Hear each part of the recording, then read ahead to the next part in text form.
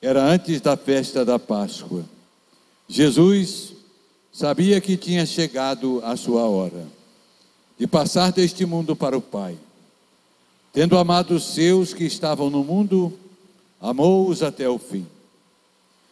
Estavam tomando a ceia. O diabo já tinha posto no coração de Judas, filho de Simão Iscariotes, o propósito de entregar Jesus. Jesus, sabendo que o Pai tinha colocado tudo em suas mãos e que de Deus tinha saído e para Deus voltava, levantou-se da mesa, tirou o manto, pegou uma toalha e amarrou na cintura. Derramou água numa bacia e começou a lavar os pés dos discípulos, enxugando-os com a toalha com que estava cingido. Chegou a vez de Simão Pedro. Pedro disse: Senhor, tu me lavas os pés? Respondeu Jesus: agora não entendes o que estou fazendo, mais tarde compreenderás. Disse-lhe Pedro: tu nunca me lavarás os pés. Mas Jesus respondeu: se eu não te lavar, não terás parte comigo. Simão Pedro disse: Senhor, então lava não somente os meus pés, mas também a cabeça, as mãos e a cabeça. Jesus respondeu: quem já se banhou não precisa lavar senão os pés, porque já está todo limpo. Também vós estáis limpos, mas não todos. Jesus sabia quem o ia entregar, por isso disse: nem todos estáis limpos. Depois de ter lavado os pés dos discípulos, Jesus vestiu o manto e sentou-se de novo. E disse aos discípulos: compreendeis o que acabo de fazer? Vós me chamais de mestre e Senhor, e dizeis bem, pois eu sou. Portanto, se eu, o Senhor e mestre, vos lavei os pés, também vós deveis lavar os pés uns dos outros. Dei-vos um exemplo, para que façais a mesma coisa que eu fiz. Palavra da salvação. Glória a vós, Senhor.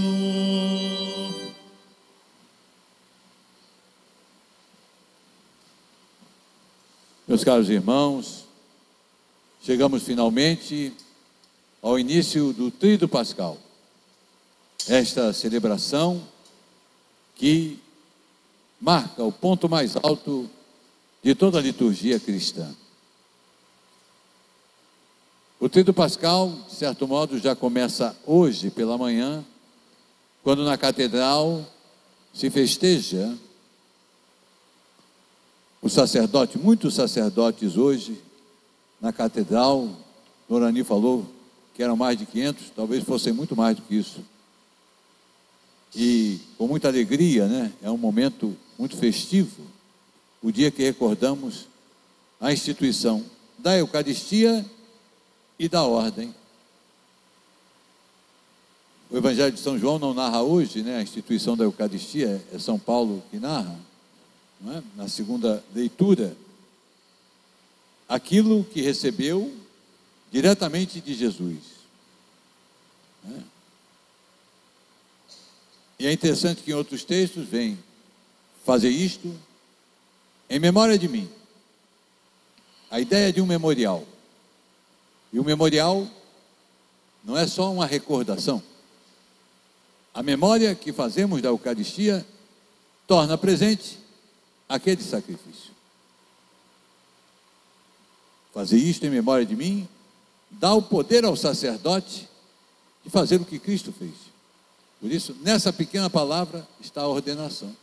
Fazer isto em memória de mim.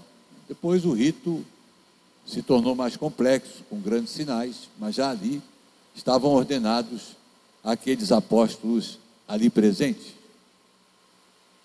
Então, o Tríduo Pascal começa, e hoje, particularmente, nesta Santa Ceia, para recordar o sacrifício. Veja que a primeira leitura narra o sacrifício antigo. O cordeiro macho de 1 ano, sem mancha, sem defeito. Macho, 1 ano, portanto jovem, sem mancha, sem defeito.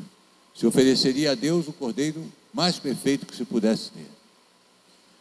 e imolado. E o seu sangue deveria estar sobre a verga da casa, para que o anjo exterminador, que vinha para matar todos os primogênitos do Egito, não atacasse a casa onde o sangue do cordeiro estivesse. E é agora o Novo Testamento, em Cristo, que derrama o sangue de outro cordeiro, em outro sacrifício, muito mais perfeito, do qual aquele primeiro era só um símbolo. Jesus, sim, é o cordeiro que, como diz São João Batista, tira os pecados do mundo. É o cordeiro sem mancha. É o cordeiro que pode oferecer o sacrifício perfeito, que resgata a todos nós. Todos os outros sacrifícios do Antigo Testamento tinham um valor subjetivo. Era o desejo do homem de oferecer um sacrifício a Deus para se reconciliar. Mas esse sacrifício de si mesmo não podia pagar a ofensa feita a Deus. A ofensa feita a Deus deve ser medida pela dignidade do ofendido, não é? Quando se ofende uma pessoa, é grave porque é a dignidade de uma pessoa. Se essa pessoa é investida de autoridade, mais grave, porque ofende-se também ao que ela representa. E quando se ofende a Deus, o valor dessa ofensa é imenso. E é disso que nós devíamos sempre ter conta, não é? Não devemos ofender a Deus, não é? Então, como pagar? Como pagar uma dívida infinita, né? É pior do que dívida de cartão de crédito, não tem como pagar. É preciso que venha alguém que tenha condições de fazer esse pagamento. E esse alguém é Deus. Mas o homem é quem deve, então o homem deve pagar. Aí você vê todo o sentido da encarnação. Jesus verdadeiro Deus, verdadeiro homem. Verdadeiro Deus tem condições de oferecer o sacrifício perfeito, satisfatório ao Pai. Verdadeiro homem nos representa. Naquele homem, a redenção é feita perfeitamente e por isso ele é a primícia daqueles que ressuscitaram. É ele que realmente nos salva e nele somos salvos. Mas é interessante, não é? Que o Evangelho de hoje não narra a instituição da Eucaristia. Os três evangelistas sinóticos, Mateus, Marcos e Lucas, narram. São João prefere destacar um outro assunto: o lava-pés. Aquele hino antigo canta, né? Onde o amor e a caridade, Deus aí está.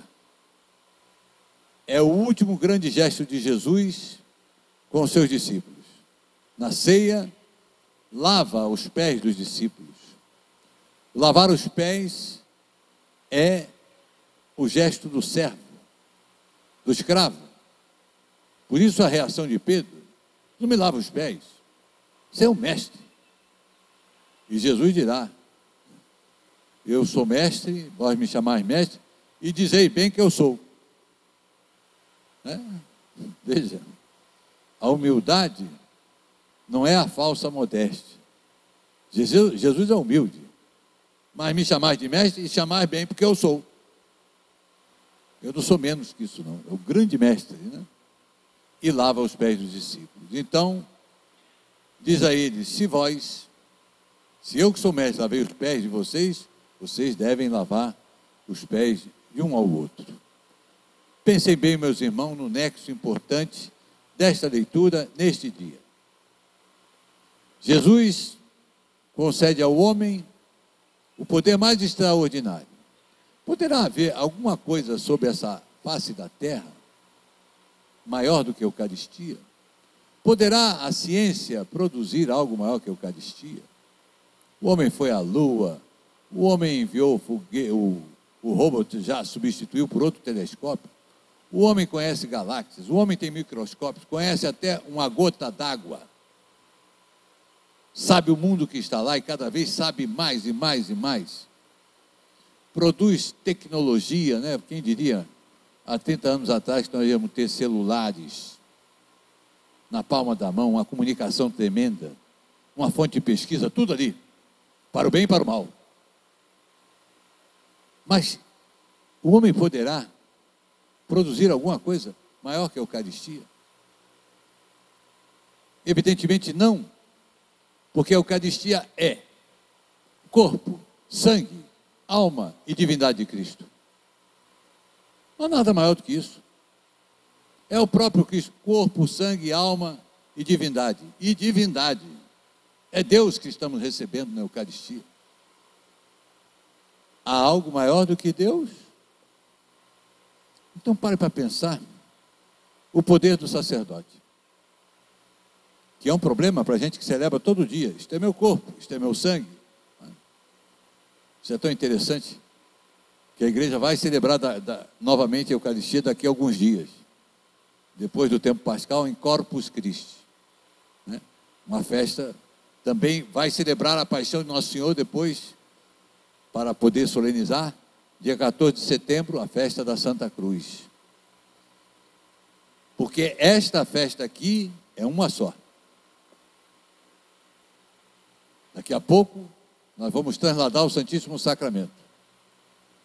E depois o padre vai dar a bênção, ide em paz, e o senhor não vai ter. Porque tudo continua, é uma celebração só. Amanhã o padre entra, se ajoelhando por 3 vezes e se prostrando.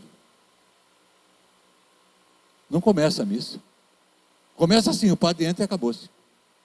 E já vamos para as leituras. E isso vai atravessar o Sábado Santo, e só quando passarmos para a Páscoa, aí sim, vem a saudação de novo. Para ver como a igreja vê tudo isso como uma coisa só. E neste dia em que comemoramos esta Eucaristia, o maior de todos os sacramentos, o batismo é o primeiro, mas o maior é a Eucaristia. O batismo tem um fundamento extraordinário, porque ele é o primeiro. Ele é a porta por onde se entra na igreja. É nele que somos feitos cristãos. Mas a Eucaristia é maior. Por que é maior? Porque ela nos dá a graça que todos os sacramentos nos dão e dar ainda o autor da graça. Não tem nada maior do que isso. E Deus concedeu aos homens confeccionar a Eucaristia. Quando o padre diz, né? O padre pode estar até em pecado mortal.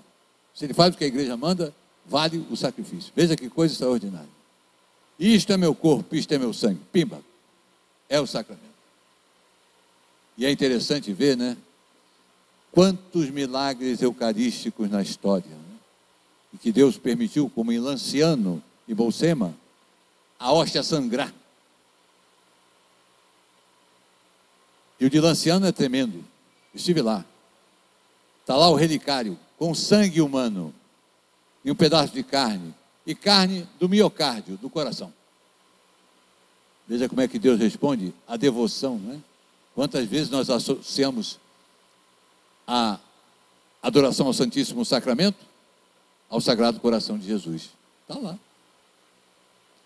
E Deus deu esse poder, fazer isto em memória de mim. Mas qual é o seu gesto? Quando Ele dá esse poder? O gesto humilde. O gesto do simples. O gesto do servo. Para dizer que o sacerdote deve ser um servo. É claro que nós, sacerdotes, também carregamos lá os nossos pecados, né? E um deles pode ser que o camarada seja soberbo, né? Mas não deve ser. Não é este o script de Jesus. Lavai os pés uns aos outros. E evidentemente nós podemos prolongar isso para todos os cristãos, né? Para todos aqueles que também trabalham na igreja, né? Na catequese, com os jovens, né? Enfim, os grupos de oração. Sempre a humildade, sempre o serviço, né? É assim que Paulo VI começava os documentos do Concílio Vaticano II. Paulo, servo dos servos de Deus. Então Jesus concede um poder extraordinário de fazer a coisa mais alta, mais importante que pode existir sobre esta terra, que é a sua presença real, né? O catecismo fala das presenças reais. Presença real de Deus em sua palavra. Eu incensei aqui. Está incensando o quê? A palavra de Deus. A presença real no ministro. Depois da preparação das oferendas, o ajudante vai incensar o padre. Presença real de Deus no sacerdote. Depois incensa o povo. A presença real está no catecismo, isso. De Deus no povo que se reúne para a liturgia. E a presença mais alta na Santíssima Eucaristia. Por isso, durante a consagração, o ajudante incensa a Eucaristia. Deus que está presente logo depois que o Pai, isto é meu corpo, levanta, incensa. Isto é meu sangue, levanta, incensa. É a presença mais alta de Deus sobre esta terra. Porque é substancial. Isso em filosofia quer dizer, é o ser, é Ele mesmo. Então, meus irmãos, precisamos meditar sempre nisto, né? Deus que se fez presente e deu um tal poder aos homens, nos cobra a humildade, a sua humildade, que o levará à cruz, não é? É muito interessante isso. A Santa Ceia é a primeira missa da história. É a primeira missa? Mas a missa não torna presente o sacrifício do Calvário? Nós estamos na quinta, o sacrifício vem na sexta. Como é que na quinta já estava o sacrifício? É isso? É isso mesmo. Jesus antecipou, por força da celebração, a sua paixão. Isto é meu corpo, não tinha sido imolado ainda. Isto é meu sangue, não tinha sido derramado o seu sangue ainda. Então ele trouxe do seu futuro para o seu presente a sua paixão. Como hoje o sacerdote, ao celebrar, traz do passado, do Calvário, para o nosso hoje, a paixão de Jesus. A missa torna presente o sacrifício do Calvário. É isto aqui. É este o memorial. Não é uma recordação. Nós não recordamos, mas não é uma recordação meramente. Ela torna presente, de fato, o sacrifício do Calvário. Por isso, o então cardeal Ratzinger, que deveria tornar-se Papa Bento, dizia: a igreja nasce na quinta-feira santa. Epa! Mas os padres da igreja sempre falaram que a igreja nasceu do lado aberto de Cristo, da onde jorrou sangue e água, símbolo, sangue da Eucaristia, água, símbolo do batismo. Como é que é isso? Por isso. Porque na quinta-feira já está a sexta. Percebe por que a igreja celebra esse tríduo como uma coisa só, como uma unidade grande? É tudo misterioso e belíssimo e dramático. Jesus está ali celebrando a sua paixão, está tornando presente a sua paixão por força do sacramento. Isso precisamos ter claro. O sacramento, a força do sacramento, da celebração litúrgica, nos traz a presença de Nosso Senhor imolado. Por isso, a missa é um sacrifício por isso. A missa é um sacrifício mesmo, o Padre Eduardo não para de falar. Não, pode ser também isso, mas o grande sacrifício está lá. É o sacrifício, não é um novo sacrifício, não. É aquele, percebe? Não é o novo, é aquele mesmo sacrifício que se faz presente por força da própria celebração. Do memorial que o próprio Jesus instituiu e concedeu aos sacerdotes o poder de tornar presente este grande mistério. E associou a isso a humildade. A humildade vem de humus, terra. Temos que ter o pé no chão e contemplar misteriosamente, né, como é que o homem pode participar desta celebração, deste dom extraordinário. Não é? É Deus quem capacita. É Ele que ordenou. Né? Ordenou mesmo, deu a ordem e concedeu o sacramento da ordem. Então, meus irmãos, creio que isso será a fonte sempre de muita reflexão. Levemos conosco hoje esta recordação e esta atualização. Vamos viver daqui a pouco novamente com a celebração da Santa Missa, que torna presente este sacrifício. E bendigamos a Deus, porque nos deixou este grande sacramento, este grande mistério. Mistério é a palavra que foi traduzida do grego para o latim e deu sacramentum. Mistério, né? Sacramento, a coisa sagrada, misteriosa em si mesmo, né? Nós contemplamos, nós raciocinamos, nós celebramos, nós rezamos, mas sempre falta compreender, meditar, aprofundar esta presença. E que Deus também nos conceda sempre receber a Eucaristia bem, na sua grande misericórdia, e que a Eucaristia nos alimente de fato, e nos faça crescer, e nos faça melhor, e que possamos ser esses grandes imitadores de nosso Senhor Jesus Cristo.